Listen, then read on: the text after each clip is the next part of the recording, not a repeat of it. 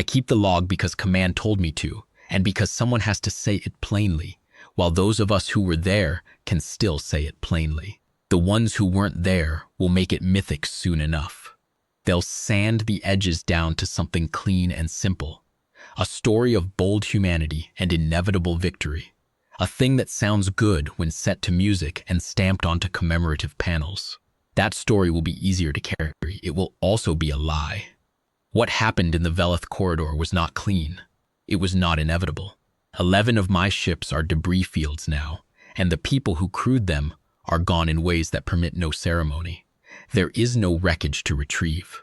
The Dominion's weapons do not leave wreckage. They leave dispersal patterns and spectral traces that the recovery teams catalog and then file quietly under a heading that means, in translation, gone beyond finding. I know what the heading means. I've signed 47 of those forms since the corridor action concluded. I signed the last one this morning before I sat down to write this.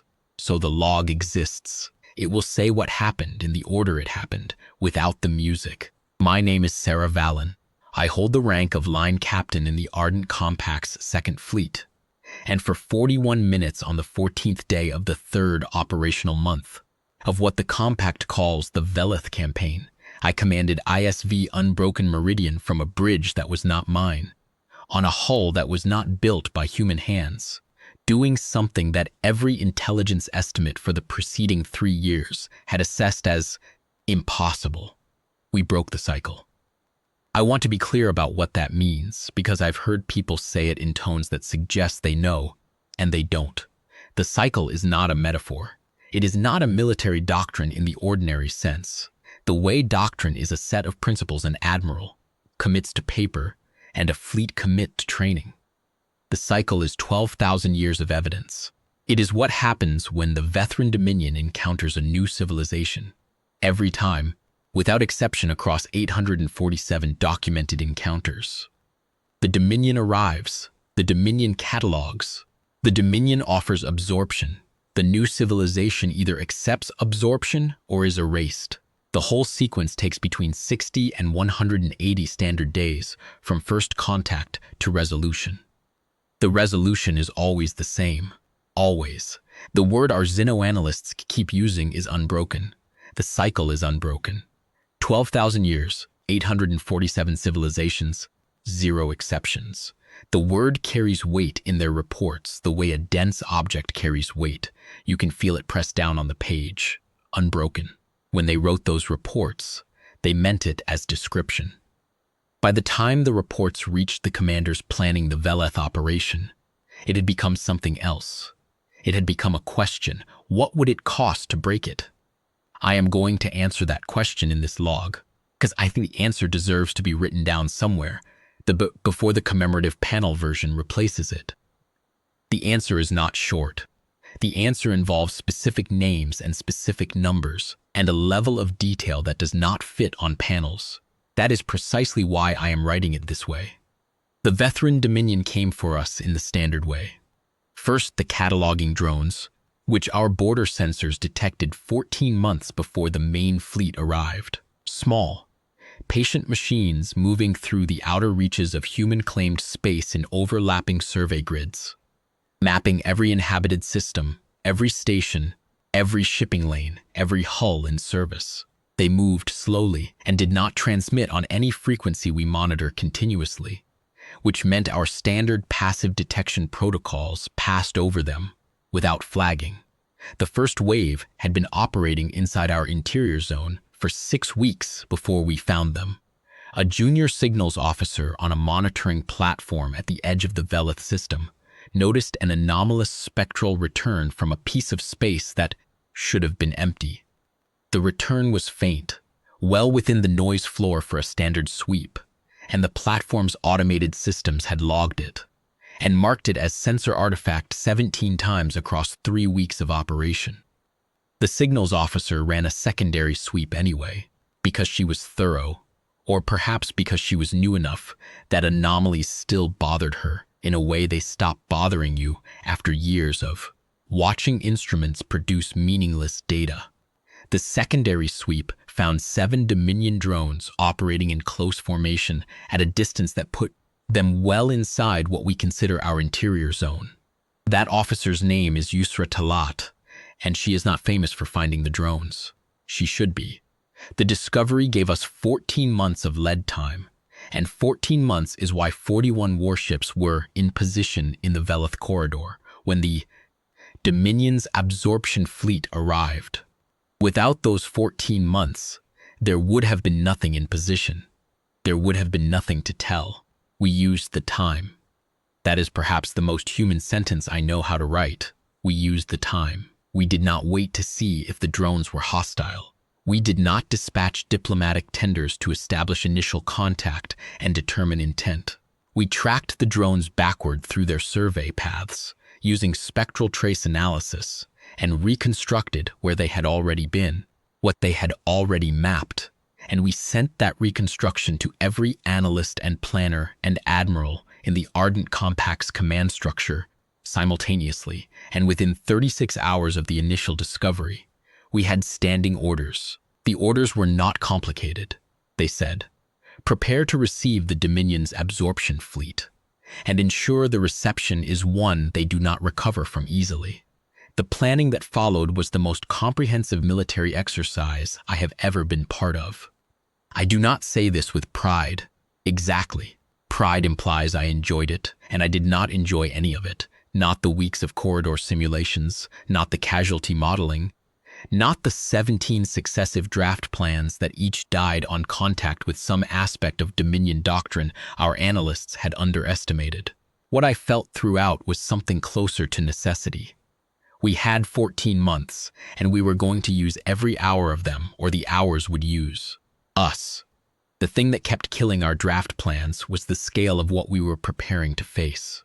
The Dominion's absorption fleet is not a military fleet in the way we understand military fleets.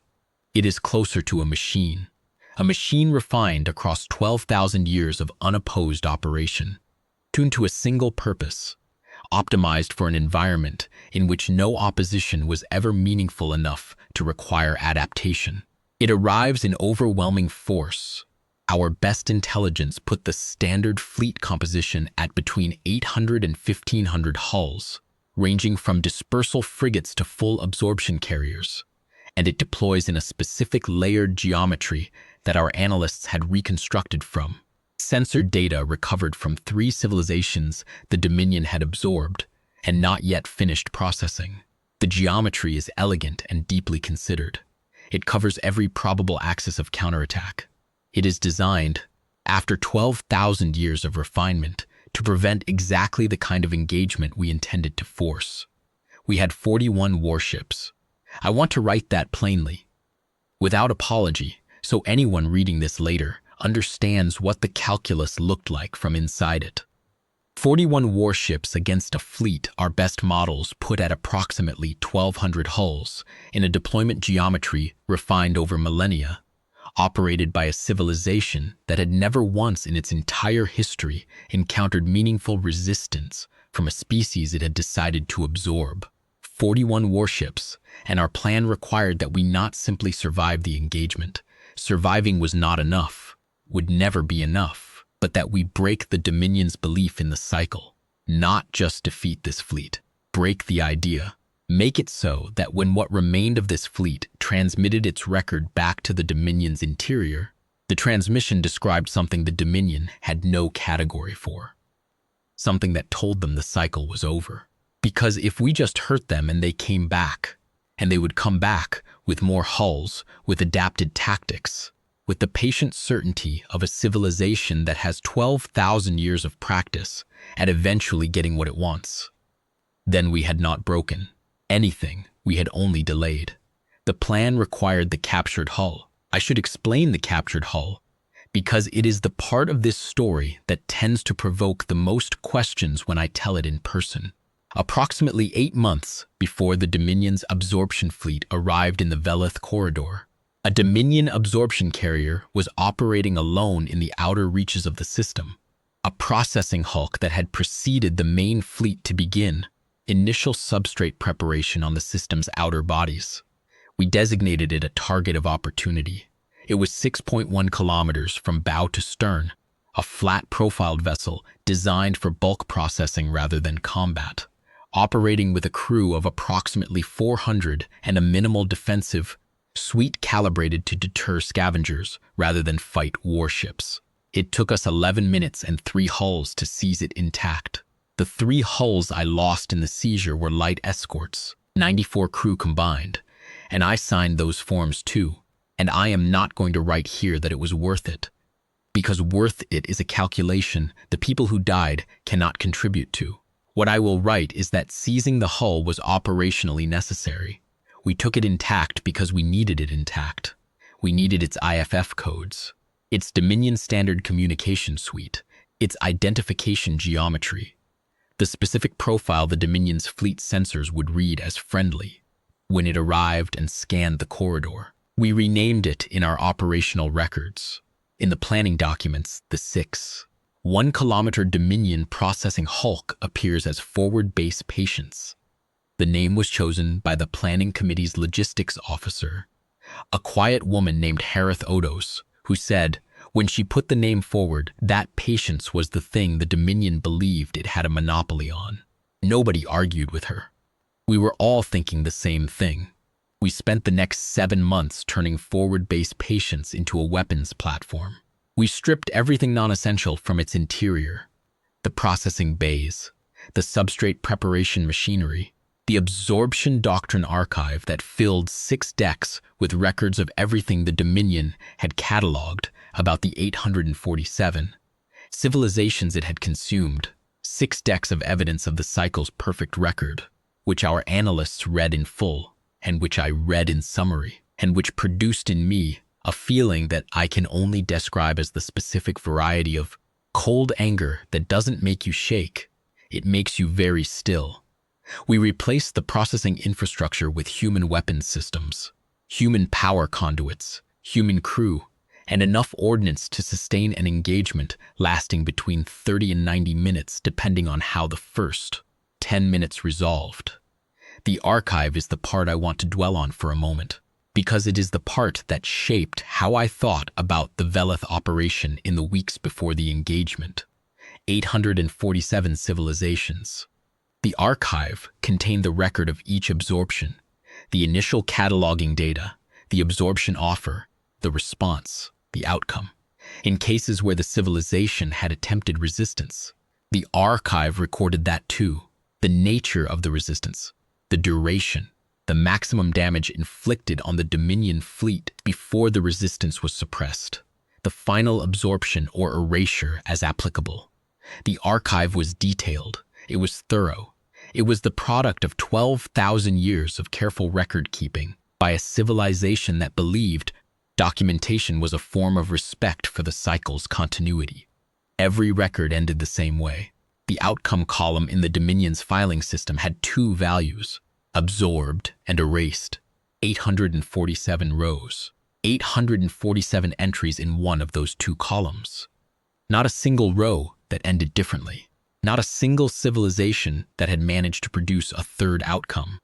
The nearest thing to an exception was the Varak continuance, logged under a subheading our analysts translated as notable resistance. 2 Dominion frigates destroyed, a third damaged, before the continuance was absorbed. The Dominion's record of that engagement described it as the most vigorous pre-absorption action in its archive. 12,000 years of the cycle, and the most vigorous resistance it had ever faced, had destroyed 2 frigates. I read that entry twice. I thought about it for a long time.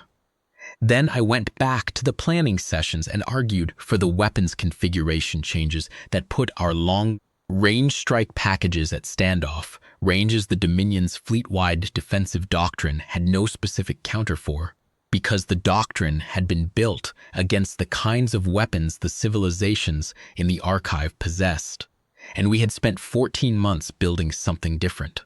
My ship ISV Unbroken Meridian was docked against Patience's starboard flank for the last 6 weeks of preparation. She is 2.8 kilometers, a war striker of the Compact's second fleet, third hull of her class. She is not the largest ship I have served on, She is the one I trust most, which is not the same thing and is the only criterion that matters when you are planning to do what we were planning to do. I have commanded her for 4 years. I know her systems and her crew the way you know something you have spent years learning to rely on. Not perfectly, not with any illusion of complete knowledge, but with the specific confidence that comes from having been tested together and emerged together and learned exactly where the limits are. The rest of the 41 were positioned in 3 groups. 14 hulls held tight in Patience's shadow, running cold, using the processing hulk's profile to mask their heat signatures from the approach, angles we expected the Dominion fleet to use. 16 hulls were deployed in the corridor's natural debris field, remnants of a planetesimal belt that never resolved into a planet, rich with metallic scatter that complicated active sensor resolution. Running cold at minimal power, positioned along vectors our analysts had calculated would be masked by the debris return. 11 hulls, the heaviest of what we had, 2 of them over 3 kilometers and 1 at 3.4, were held at distance, beyond the corridor's effective sensor range, ready to close on a specific signal. We waited 18 days between the last positioning maneuver and the Dominion fleet's arrival. I spent those 18 days aboard Patience, running simulations and reviewing casualty projections and speaking to my officers and reading the Dominion archive and sleeping, when I could sleep, in a bunk in what had been a senior processing coordinator's quarters, and still had Dominion fixtures that I did not bother to change because changing them would have cost time I preferred to use for other things. The quarters smelled like nothing. Dominion vessels are apparently filtered to odorless, or filtered to a baseline that my nose registers as nothing, which may mean the Dominion does not have a smell the way we understand smell, or may mean I simply couldn't detect it. I spent 18 days in odorless quarters reading the archive of a civilization's 12,000 years of certainty and thinking about 41 warships. The Dominion's absorption fleet arrived on the 14th day of the 3rd month. They arrived in exactly the geometry our analysts had predicted from the recovered data. Layered, methodical, spreading across the corridor's approach volume in overlapping coverage that accounted for every standard evasion vector available to a defending fleet. They were not cautious. They moved at the pace they always move at, which is the pace of something that is never needed to hurry. The pace of 12,000 years of certainty manifesting as unhurried mechanical precision. They identified forward base Patience immediately. It was broadcasting Dominion IFF codes and returning exactly the spectral signature of a Dominion. Processing Hulk in standard post-seizure configuration, which is what it was and what we had counted on. And they marked it, logged it, and moved past it toward the inner system. I was on Patience's bridge when they arrived.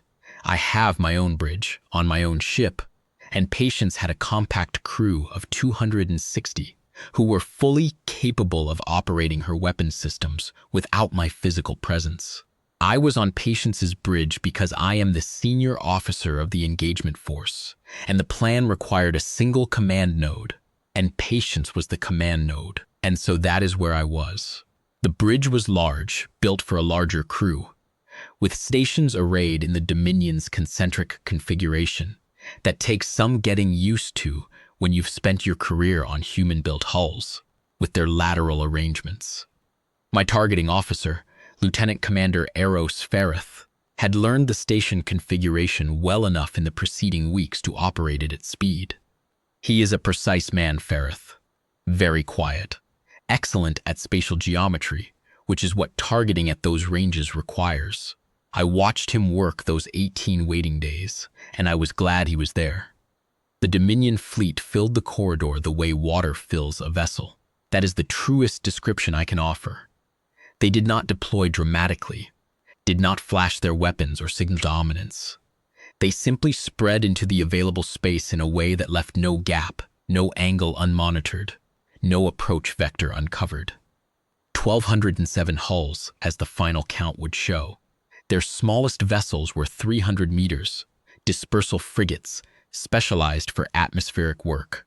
Their largest was the fleet's central absorption carrier, 9.4 kilometers, a mass of dark metal hull and processing architecture that moved with the deliberate certainty of something that has never once been required to move quickly. It broadcast its identification codes on open frequencies.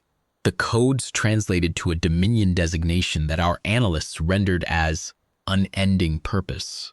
I remember looking at unending purpose on the sensor display and thinking, without particular emotion, that it was beautiful in the way that very old things built for a single purpose are beautiful. 12,000 years of refinement, every line of it tuned to something specific.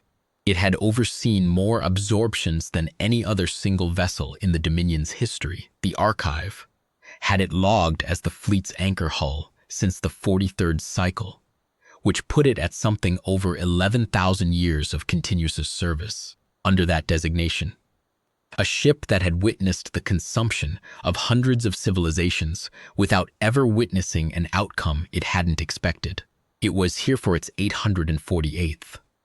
I gave the signal at 19 minutes after the Dominion fleet's lead elements crossed the corridor's inner threshold. We had established the threshold precisely, based on the geometry analysis, the point at which the fleet's deployment pattern would have reached its maximum coverage of the standard approach vectors, but before it had begun active scan sweeps of the debris field, 19 minutes. I watched the displays count it down, and I watched the Dominion's deployment proceed exactly as projected. And at 19 minutes, I keyed the command channel. The signal was 4 words in compact standard. The 4 words were, "All ships, weapons free." What happened in the following 4 minutes was something I was not prepared for. And I want to be precise about that, because I have been in fleet engagements before. I understand cognitively what a large-scale weapons exchange looks like on a sensor display. I understand it in the intellectual sense of having trained for it and studied it and experienced it at smaller scales. I was not prepared for what this looked like, because what this looked like was the visible moment of a 12,000-year certainty encountering something that certainty had never been required to account for. And that visible moment is not something any training exactly prepares you for. All 41 ships fired simultaneously on their pre-assigned target geometries. The 14 hulls in Patience's shadow decloaked and engaged the fleet's forward flank at ranges we selected fit specifically because they put our weapons inside the Dominion's standard armor tolerance while keeping our hulls outside the immediate response arc of the forward flank escorts. The 16 hulls in the debris field fired from inside the metallic scatter before the Dominion's sensors had fully resolved their positions. They fired at targets acquired through the debris, using targeting solutions Ferreth's team had pre-computed across the 18 waiting days. And the first rounds were downrange before the Dominion's formation had registered the debris field as a threat vector. The 11 heaviest hulls at distance fired long-range strike packages from outside what the Dominion's doctrine categorized as an engagement range worth maintaining active, defensive posture against. 3 directions, 3 sets of capabilities the Dominion's engagement geometry had not been designed to account for.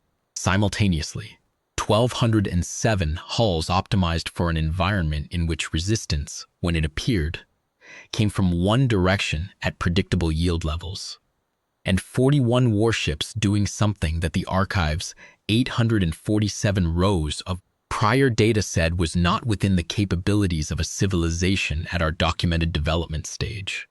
The first 4 minutes destroyed 112 Dominion hulls. I am going to sit with that number, because I think it needs to be sat with. 112 hulls.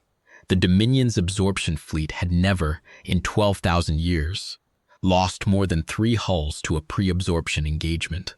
They had been opposed, occasionally, by civilizations that mounted some resistance before absorption. The maximum resistance any pre-absorption civilization had achieved was the Varrock Continuance's combined fleet action. 2 frigates destroyed, 1 damaged. Notable resistance. That was the record. We destroyed 112 hulls in 4 minutes. I don't know at what point the Dominion commanders understood what was happening.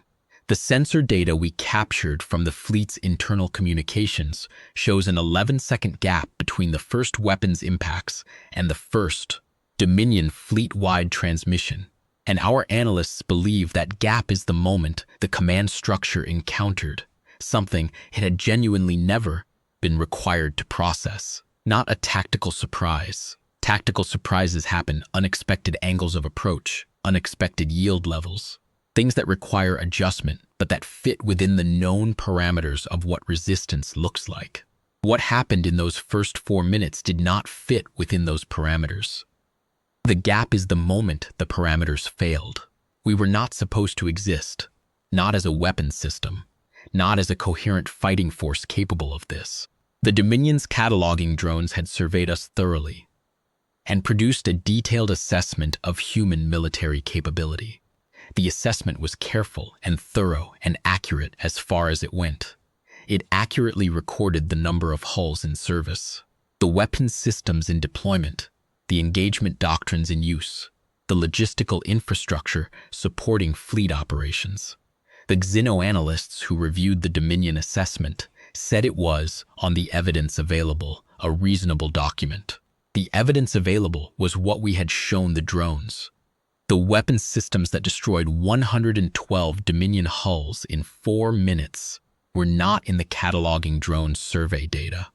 The long-range strike packages, the debris field concealment protocols, the specific power configuration overrides we had installed on every hull in the engagement force to push sustained fire output beyond what the hulls were rated for.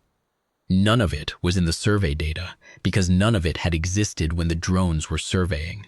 We had built it.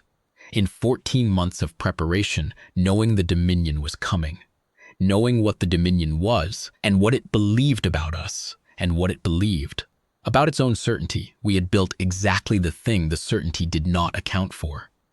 The Dominion began to adapt at minute 11. This is where I need to be honest, because the narrative as people want to tell it tends to skip this part. The Dominion is not simple.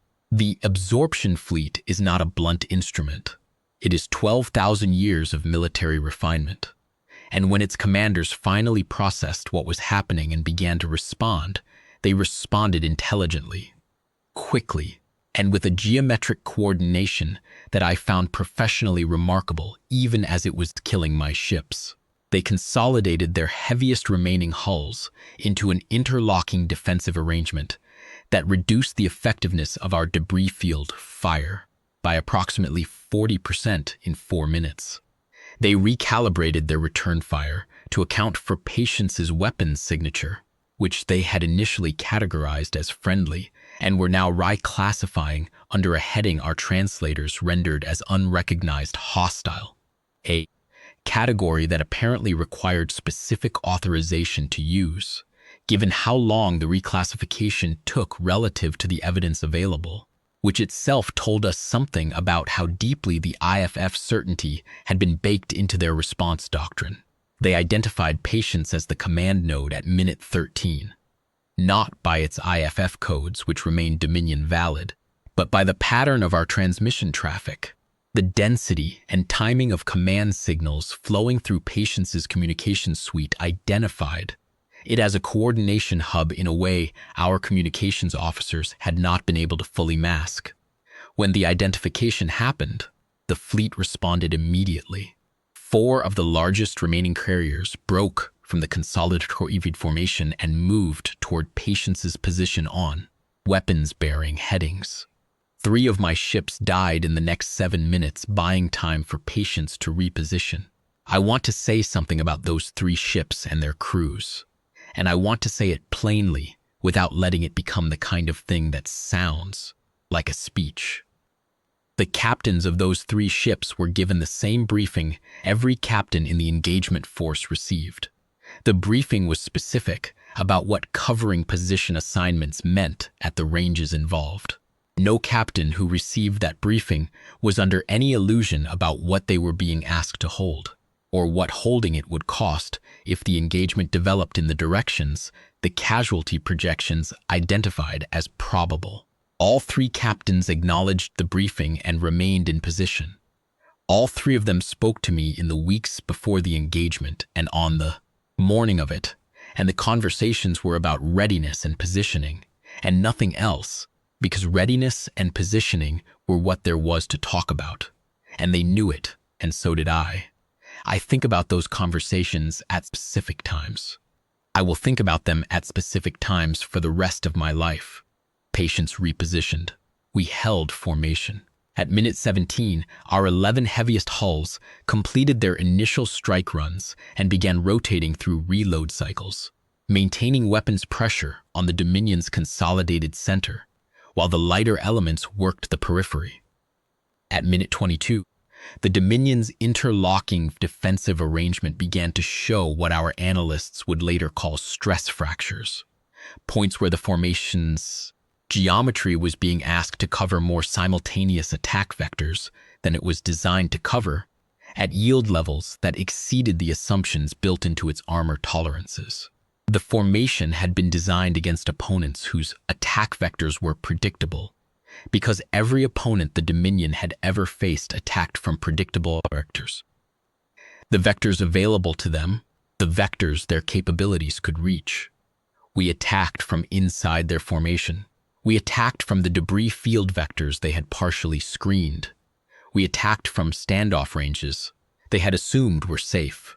We attacked from all of those simultaneously and continuously, and we did not stop. And at minute 22, the formation's geometry began to collapse at its stress points, in a progression our targeting officer had projected and was ready for. At minute 26, unending purpose altered its heading. I want to be precise about what that meant, because I think it is the most significant single event of the Velith engagement, more significant than any individual weapons exchange or casualty count. Unending purpose had held the center of the fleet's formation from the moment the engagement began. It had not moved, not to engage, not to reinforce, not to reposition. The central absorption carrier of a Dominion absorption fleet does not move in pre-absorption engagements, because pre-absorption engagements have never, in 12,000 years, required it to. It holds the center while the surrounding fleet manages whatever nominal resistance the target civilization has produced. That is what it does. That is what it has always done. It moved at minute 26, away from us. The Dominion's internal communications, which we were by then intercepting and translating in something close to real time, showed the transmission from unending purpose that preceded the heading change. The transmission was addressed to the fleet's remaining command structure, and it said, in Dominion Standard, something our translation team rendered first literally and then idiomatically. The literal translation was, the expected parameters have not held. New parameters cannot be established from current data. The fleet cannot complete the cycle from current position. All elements. Withdrawal sequence by doctrine. The idiomatic rendering our lead translator offered. She said it was as close as she could get to the actual register of the Dominion communication. The specific weight of it was, we do not know what this is. 12,000 years. 847 civilizations, unbroken. The flagship of the Dominion absorption fleet, the hull that had witnessed more absorptions than any other vessel in Dominion history, had looked at 41 human warships, doing something the archive's 847 rows of data said was impossible, and had transmitted to its own fleet in the specific language of Dominion operational doctrine.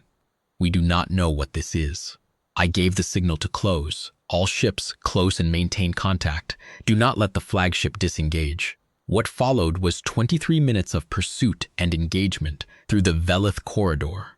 And I am not going to describe those minutes in purely tactical terms, because this log is not a tactical document, and I am not capable of writing what those 23 minutes felt like from inside them, using language that only describes targeting solutions and firing geometries. What I can write is what I experienced on Patience's bridge during those minutes, which is the following. a kind of focused quiet that I have experienced a small number of times in my career, in engagements that required every part of my thinking to be aimed at the same thing at the same time, in which the ordinary background noise of thought, the concerns about what has already happened, the projections about what might happen, the weight of the forms I will need to sign, falls completely silent, and there is only the present tactical moment, fully lit, everything in it clear. We chased them. 30 warships. We had lost 8 by minute 26, 2 more in the pursuit sequence. Chased the remainder of the Dominion absorption fleet through the Velith corridor. And the fleet that had arrived certain of its 848th cycle ran. And we maintained contact, and we did not let it disengage cleanly. The pursuit was not without cost.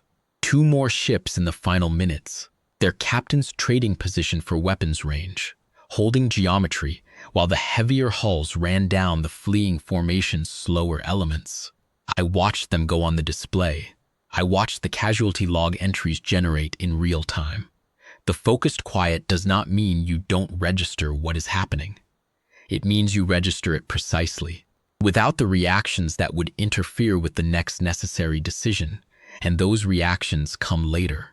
When the decisions are done, I registered everything, every hull, every casualty log entry, every spectral trace. By minute 41, 611 Dominion hulls were destroyed. 407 more were damaged enough that our analysts later assessed them as non-combat capable for a minimum of 18 months without extensive repair. The 189 that remained intact enough to have departed the corridor had departed on withdrawal headings, carrying their sensor data and their internal communications records and the record of something that had never been carried back to the Dominion before. Unending purpose survived. I want to be clear about that. The flagship withdrew intact. We could not close on it in time, given what we had lost in the middle minutes. And the decision to prioritize fleet-wide weapons pressure over dedicating hulls to the flagship's specific pursuit was correct tactically, and is something I would make again if I could run it again. And I will spend some time every so often thinking about what it means that we let it go. Not regret, exactly. More like an awareness that the story is not finished. That ship is out there somewhere, between the corridor and Dominion interior space, carrying a record home that the Dominion has never carried home before.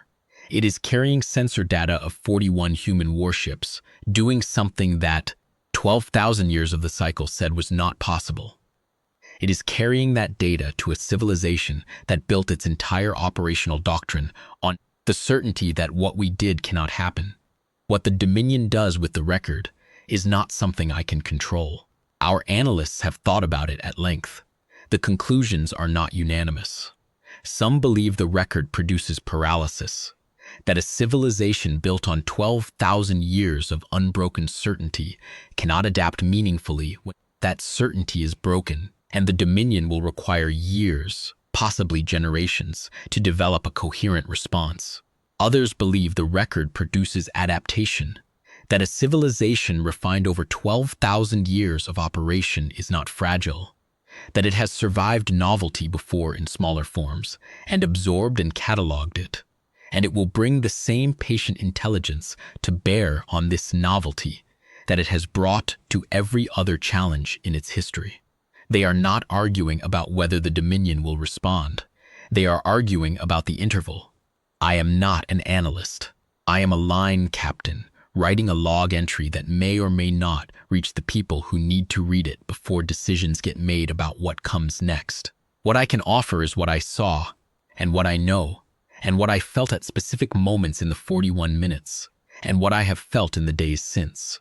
What I saw at minute 41, when the last functioning Dominion hull crossed the corridor's outer threshold on a withdrawal heading and disappeared from our active sensor range. I was standing at the center of Patience's bridge, which is a large bridge designed for a larger crew, and the displays were showing me the dispersal patterns and spectral traces of 611 destroyed hulls and 407 damaged ones and the withdrawal tracks of the ones that had run. And I was looking at the casualty log from my own force. 30 warships still functioning, 11 gone. Of the 4 had been destroyed completely, dispersal patterns, spectral traces only, no recovery approach possible. 7 had been destroyed in configurations that our recovery teams might be able to reach, depending on what the debris field stabilizes to over the coming days, depending on whether the Dominion left autonomous systems behind that complicate the recovery operations. 4,700 crew, approximately, across the 11 hulls. 4,700 people who had reviewed the casualty projections 6 weeks before and accepted them and stayed in position and done exactly what they were there to do. I did not feel victorious. I want to be precise about that, because I think it is important and because I know it will be lost in the commemorative version. I felt the weight of it, the specific, localized weight of 4,700 names and the absence of 4,700 futures. That weight is not the same as grief.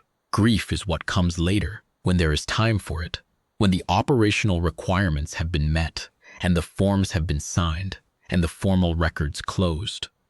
What I felt at minute 41 was the weight of the cost of a thing that needed to happen, sitting on the same place in my chest as the understanding that it had happened. Both at once. The cost and the fact. I don't have a single word for what that combination feels like. I'm not sure one exists. There was one moment, though. One moment in the middle of all of it.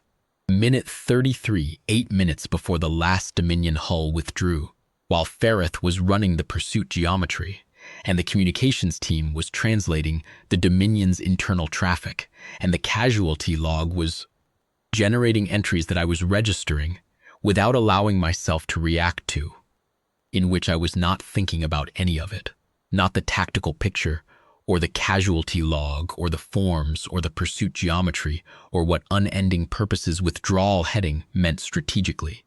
I was thinking about what we looked like, not the specific weapons systems or the casualty rates. Those were facts the Dominion's commanders were processing in real time. I mean what we looked like from inside the Dominion's 12,000 years of experience. 41 human warships that had been in their cataloging data, assessed and filed under known parameters, doing something so far outside those parameters that the flagship's command transmission had produced the phrase, "We do not know what this is." A civilization that has consumed 847 others, that has operated without meaningful opposition across a span of time that makes our entire recorded history look like an afternoon. And it was looking at us, and it did not have a category for what it was seeing. We were the category it did not have. I carried that thought through the remaining 8 minutes, and I carried it through the end of the engagement, and I carried it through the 36 hours of post-action operations before I filed the formal report. And I am still carrying it now. There is something in it that I keep returning to. I'm not sure it's pride exactly, or if pride is the right word for it. It is something more specific.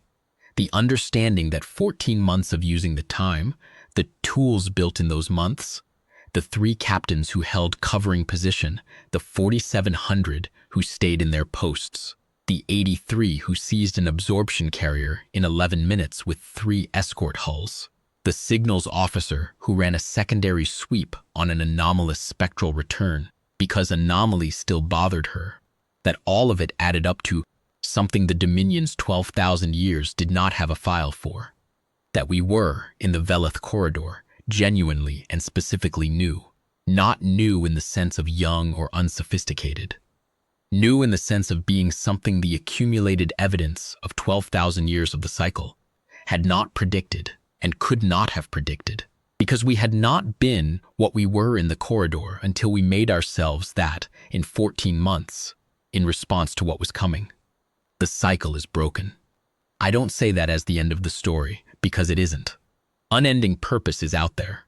The Dominion has 1,400 additional hulls in documented inventory. What comes next will be shaped by what they do with the record, and we do not control that, and we cannot predict it with the confidence we would prefer. What I can say is, the cycle did not complete.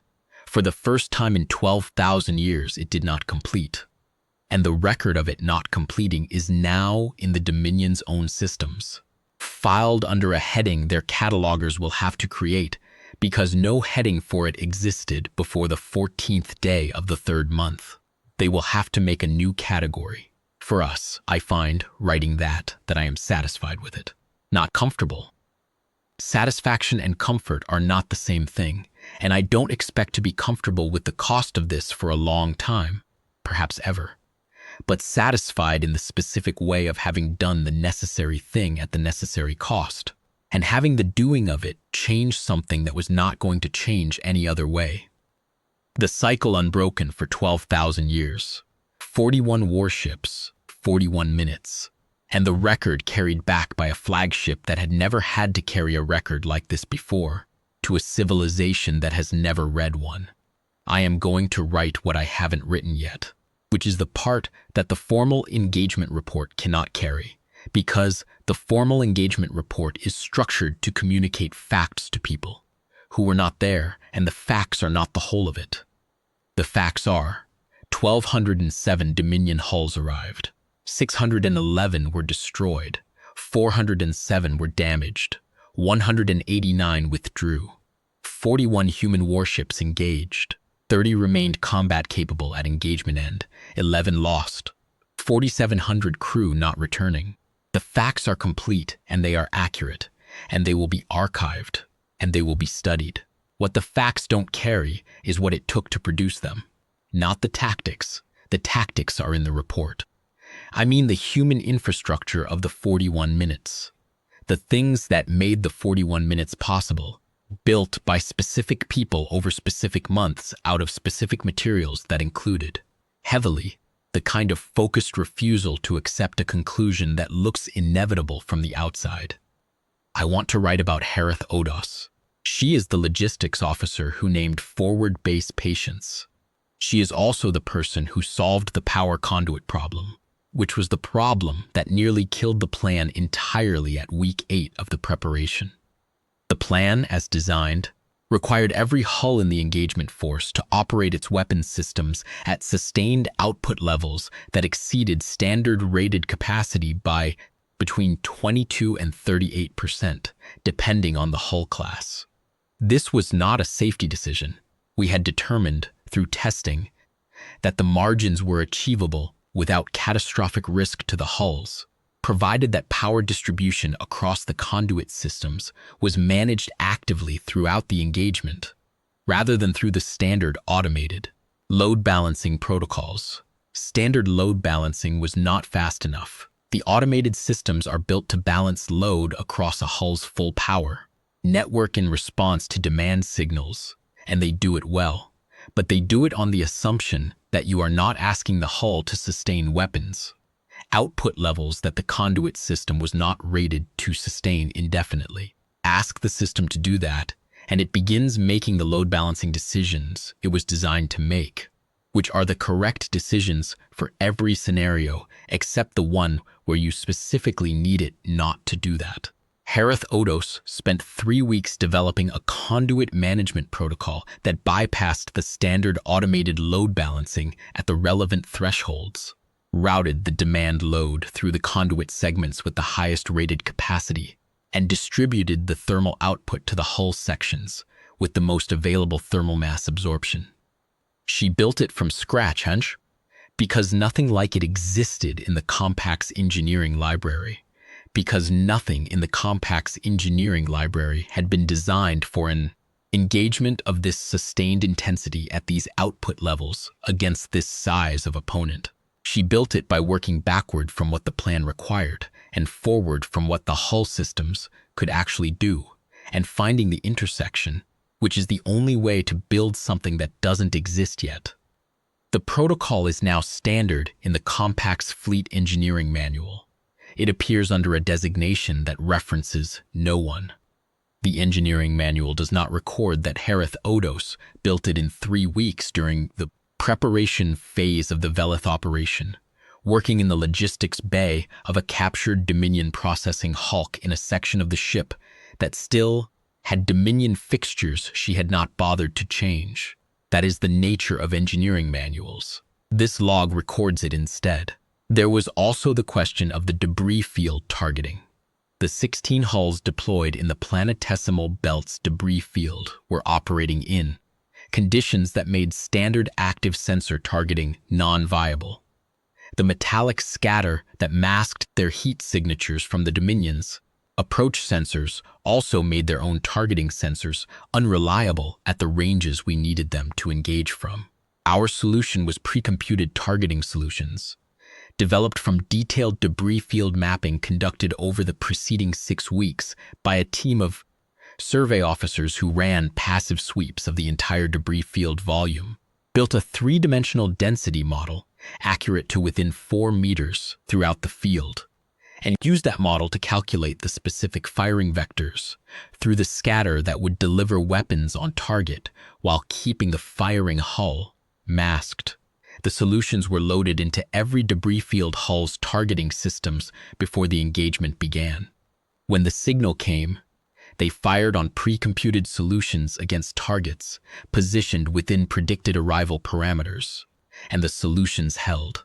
The officer who led the survey team and built the density model is a lieutenant by the name of Osath Wren. She is 24 years old. She has been in the compact service for 3 years, and this is the first major engagement she has been part of. After the corridor action, she submitted the density model to the Compact's Spatial Survey Archive with a note explaining its construction, methodology, and potential applications for future debris field operations. The note was thorough. The model is in the archive.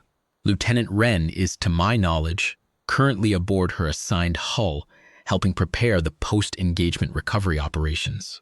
I could write more names. There are more names. The preparation involved hundreds of people doing specific things that no one will document in the way the tactical report documents the engagement itself, because the preparation is not the story people want to tell. The engagement is the story, the 41 minutes, the 611 destroyed hulls. The preparation is the context. But the context is the whole thing. Remove the preparation and the engagement does not happen. Remove Yusra Talat's secondary sweep and there is no preparation. Remove 14 months of people building things that did not exist because the thing that was coming required them to exist. And there is nothing in the Velith corridor when the Dominion arrives except whatever was already there, which was not enough. The cycle had been unbroken for 12,000 years for a specific reason. Every civilization it had encountered was facing the Dominion at the moment it discovered the Dominion was coming, not before. The cataloging drones moved first, assessed the target, transmitted the assessment, and the absorption fleet arrived before the target civilization had understood what it was facing in enough detail to prepare for it specifically. The Dominion sequence assumed a target that was reacting, not preparing. A target building its response to what it was seeing rather than to what it needed to stop. We were given 14 months because Yusra Talat ran a secondary sweep. That is the thing the Dominion's archive could not have contained.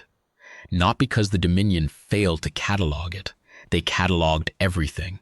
They had 6 decks of evidence that they cataloged everything. But because 14 months of preparation against a specific known threat, using tools built specifically for that threat, is not a capability that shows up in a passive survey of the hulls in service, and the weapons systems deployed and the engagement doctrines in use. It shows up in what the fleet can do when it actually engages. And by the time you find that out, you are in the Velith corridor at minute 4 and 112 of your hulls are gone. I've been told there are already stories forming about the corridor. That the people who weren't there are beginning to build the version that will go on the commemorative panels, the version with clean edges and music. I understand why. A thing like the Velith corridor needs to be carried somehow, and myth is a carrying structure. It's a way of holding a large event in a form that people can pass around and share and use to orient themselves. I understand that, and I don't entirely resent it. What I ask is this, that somewhere, alongside the myth, the log exists. The version with Harith Odos and her conduit protocol. The version with Lieutenant Wren's debris field density model. The version with Yusra Talat's secondary sweep. The version where 11 hulls didn't come back and 4,700 people are filed under gone beyond finding, and the forms are signed one at a time, each one a specific name and hull designation and date. The version where the cycle breaking cost something real, paid by specific people who reviewed the projections and stayed in position. That version is the true one. It is also the more useful one, because the myth says, humanity is this innately, the thing that breaks cycles and defeats ancient empires and does the impossible. The true version says something different. The true version says, this is what it looked like, specifically, when 41 ships and the people who built and planned and crewed them did a specific set of things with a 14-month window they were given. Because one officer ran one secondary sweep on one anomalous return in one monitoring platform at the edge of one system. The true version says, use the time. That is what I want the log to say. Not as an instruction. I am not in a position to instruct anyone in anything except the operation of a 2.8-kilometer warstriker, which I intend to return to as soon as the forms are signed and the recovery operations conclude. As an observation, the Dominion has been running the cycle for 12,000 years because the cycle works. It works because the gap between when a civilization discovers what is coming and when what is coming arrives is never long enough for the civilization to build what it would need to stop it. We had 14 months. We used 14 months. We built things that did not exist, and we put them in positions the Dominion's doctrine did not account for, and we fired them at minute 19, after the inner threshold crossing, and 611 hulls did not leave the Velith corridor. 12,000 years unbroken, 41 warships, 41 minutes. I think about unending purpose out there somewhere, carrying its record home. A ship 11,000 years in service under that designation. A ship that has watched 847 civilizations meet the cycle's resolution. A ship whose commanders looked at the Velith corridor and transmitted to their own fleet that they did not know what this was. They will figure out what we are. I don't doubt that. They have 12,000 years of practice at cataloging and categorizing, and they will bring that practice to bear on the record from the corridor, and eventually they will have a file for us. They will know what we built and how we deployed it and what the engagement geometry was, and they will account for all of it. They are a civilization of extraordinary patience and extraordinary thoroughness, and they will learn. We will not be the same thing by the time they do. That is what I want on record. That is the observation the log is for. We used 14 months.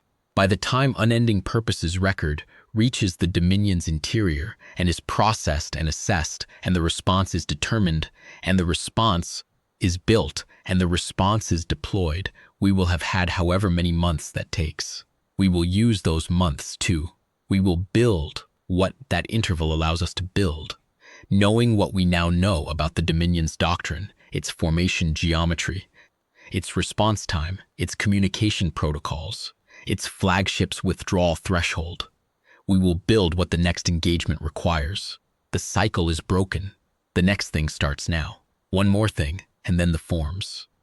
The 18 days of waiting are something I haven't written about yet. The 18 days between the last positioning maneuver and the Dominion, fleet's arrival when all 41 hulls were in position and running cold, and there was nothing to do but wait.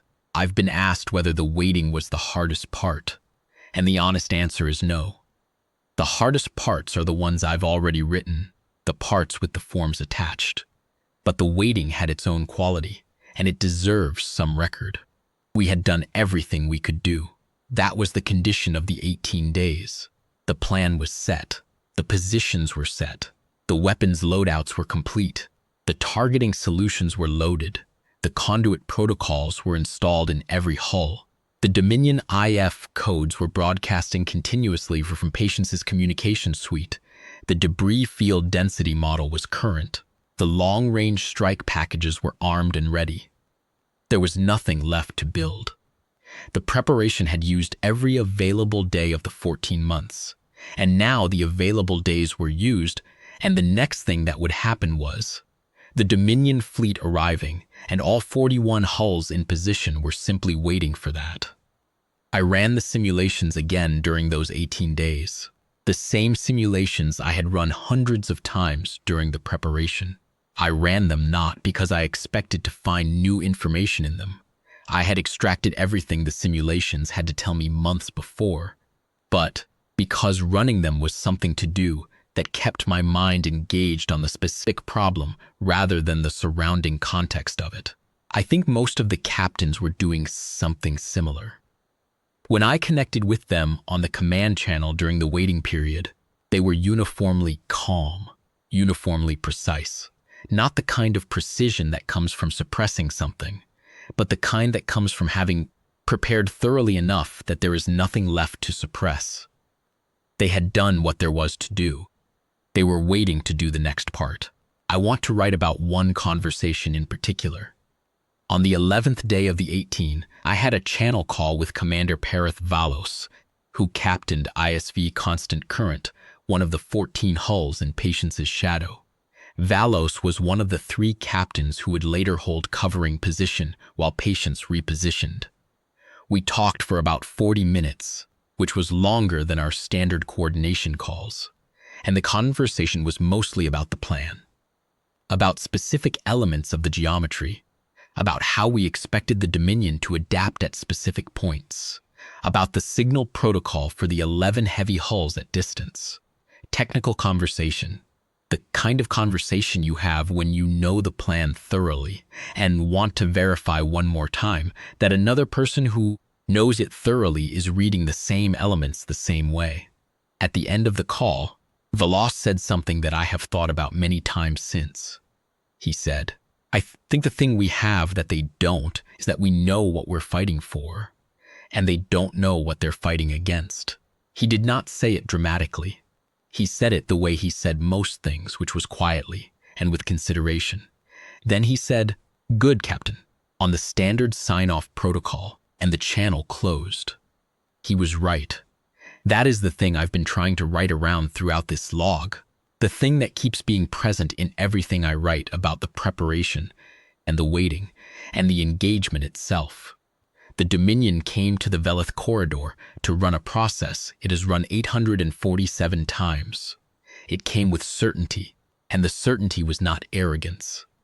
It was evidence. It was 12,000 years of accumulated confirmation that the process works. The certainty was, on the evidence available to the Dominion at the moment of arrival, entirely justified. What the Dominion did not know was what it was fighting against. Not the weapon systems or the deployment geometry. Those are tactical facts, and the Dominion is competent enough to have accounted for them if the cataloging data had included them. I mean what we are. Not as a military capability or a technological level, but as the thing that produces military capability and technological level in response to specific conditions. The thing that looked at 14 months and built what 14 months allowed, knowing what was coming, using every available hour in a way that meant when the Dominion arrived. It was not arriving against the civilization its cataloging drones had surveyed. It was arriving against what we had made ourselves in the interval. That is not something that shows up in a passive survey. It is not something the archive's 847 rows had produced a category for, because no civilization in the archive had been given enough warning to use the interval the way we used it. The Dominion sequence had never before allowed a target civilization enough time to become something the cataloging data didn't describe. Yusra Talat's secondary sweep changed the sequence, and here we are. The 12,000-year certainty looked at us and said, "We do not know what this is." Commander Valos did. He knew exactly what this was. I am going to recommend him for the Compact's Distinguished Service Commendation posthumously, which is a form I have not yet signed, but which is waiting on my desk alongside the 47 others. It is a different kind of form. I think I will find it when I get to it, both easier and harder than the others, for the same reason. Captain Sarah Vallon, ISV Unbroken Meridian. 2nd Fleet, Ardent Compact. Velith Station Operational Log, Entry 41. Transmission to Compact Command Archive. Eyes required access. End.